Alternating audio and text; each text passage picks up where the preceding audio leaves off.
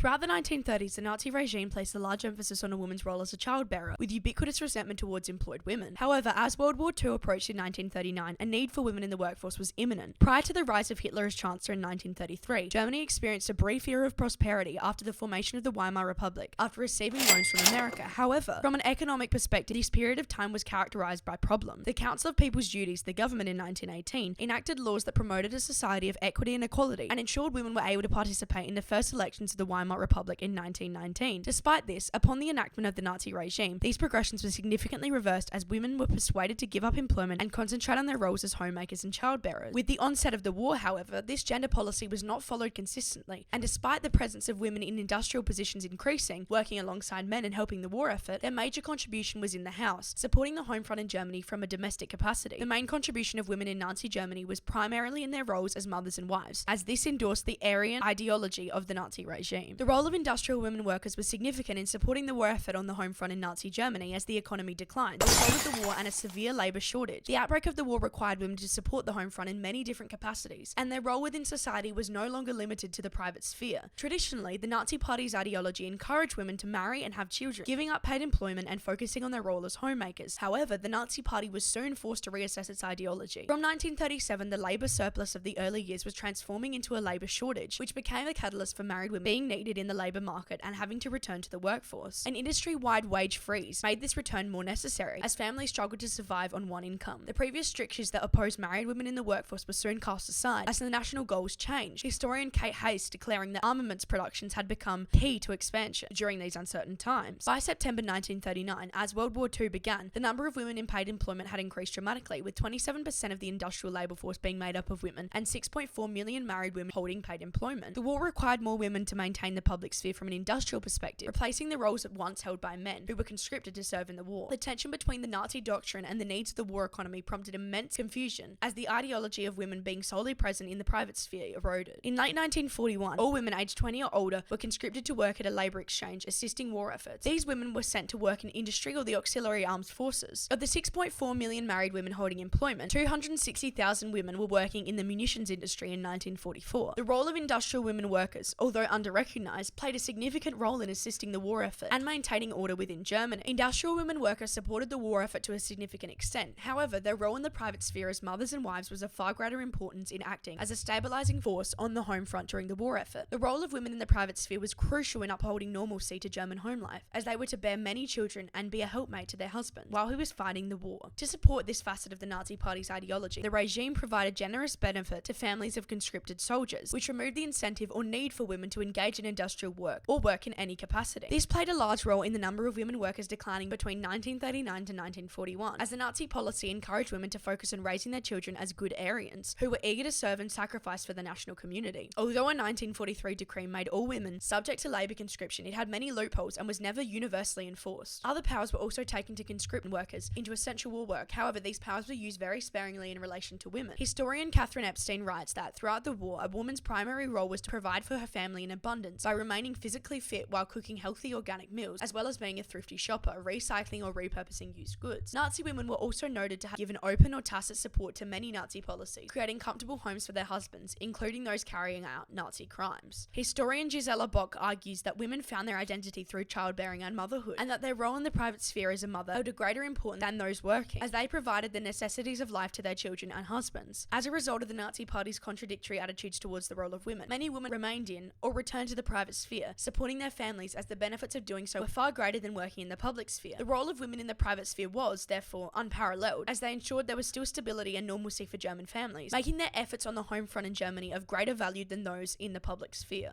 Although the role of women in the public sphere was moderately significant in supporting the home front of Germany, their role as mothers and homemakers was of far greater importance, as they were able to raise and educate their children, also providing a comfortable home for their husbands, which ultimately supported the idea of a purer Aryan race. The women's duties as a homemaker were held in great regard by the Nazi Party, as their passivity and unwavering support of their husbands endorsed many egregious Nazi policies. Although the role of women throughout the 1930s was largely admired, whether or not women in Nazi Germany were complicit in the atrocities committed by the Nazi Party is a matter of ideological perspective.